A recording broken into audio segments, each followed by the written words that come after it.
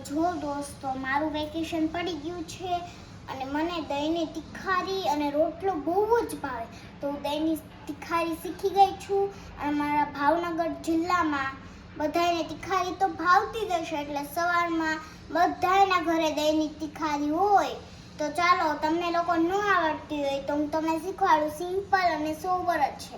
તો મેં અહીંયા લઈ લીધું છે લસણને આપણે ફોલી નાખવાનું.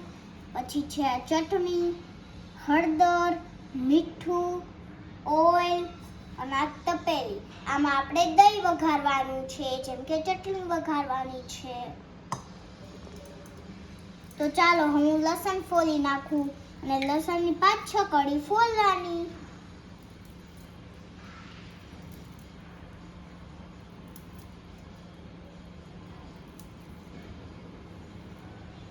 તો દોસ્તો મેં મારી પૂરતી લસણની કળી ફોલી લીધી છે 5-6, અને હવે હું આને ખાંડીશ. અને આની પહેલા આપણે આમાં થોડુંક મીઠું નાખી દઈએ.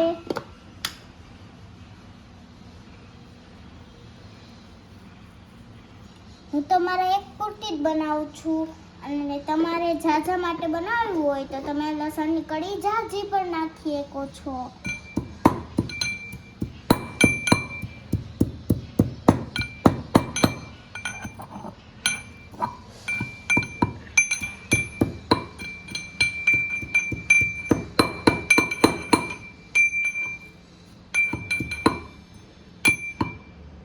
તો જો દોસ્તો આપણું લસણ ખંડાઈ ગયું છે અને હવે હું આમાં નાખું છું ચટણી.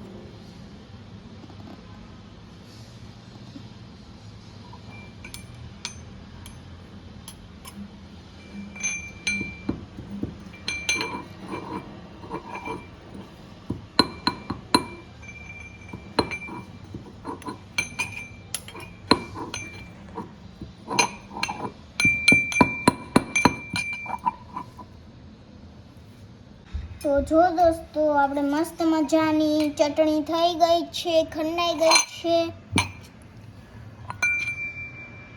હવે આપણે આને આમાં નાખી દઈએ. સરસ મજાની ભેગી કરીને આપણે આમાં નાખી દીધી છે બધી ચટણી.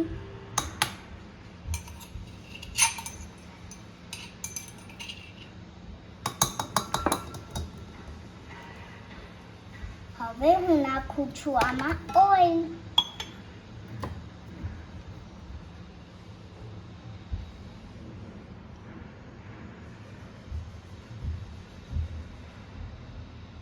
તો આમાં હું નાખી દઉં છું આ ઓઇલ.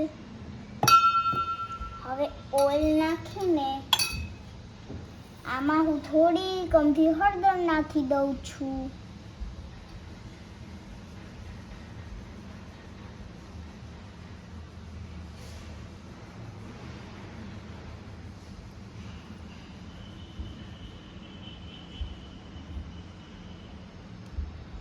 હવે હું આમાં નાખી દઉં છું થોડું મીઠું. હું જરીક અમથું જ નાખી, કેમ કે મેં પહેલા મીઠું થોડુંક એડ કરી દીધું હતું.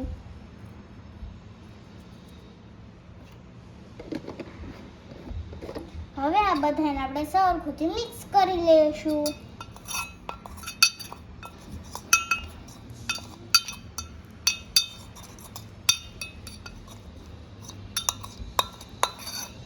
તો જો દોસ્તો આપણી લસણવાળી ચટણીને આપણે મૂકી દીધી છે તળવા માટે.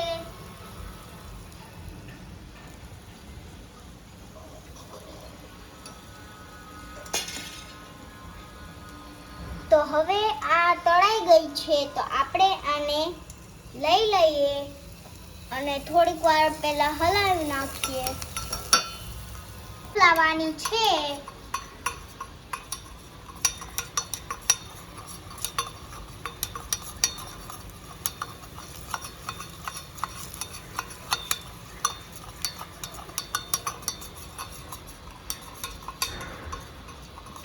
તો જો આપણી આ ચટણી રેડી થાય છે.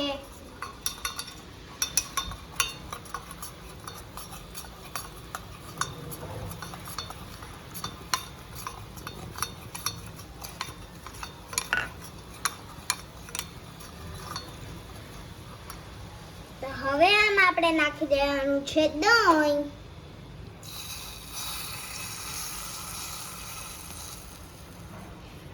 હવે દહીં પણ નાખી દીધું છે. હવે આને આપણે હલાવવા માંડીએ.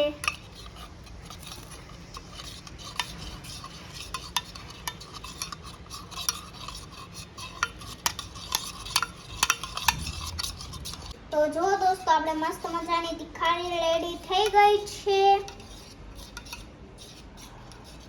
તો કેવી લાગી મારી રેસીપી? સારી લાગી હોય તો કોમેન્ટ કરજો.